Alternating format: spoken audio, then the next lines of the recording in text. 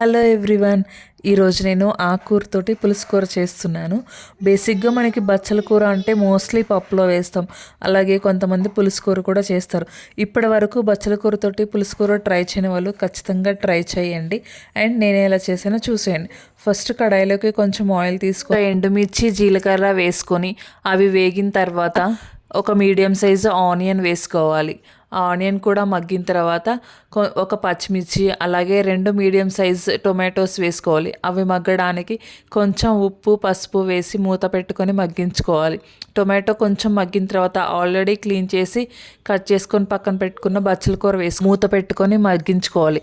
మధ్య మధ్యలో మూత తీసి ఇలా కలుపుకుంటూ ఉండాలి.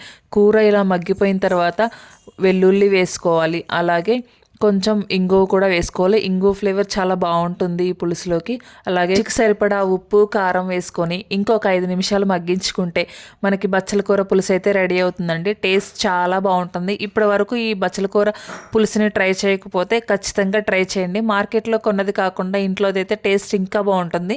మీకు ఈ వీడియో నచ్చితే లైక్ చేయండి. ఇలాంటి వీడియోస్ కోసం please subscribe to my channel. Thank you. Bye.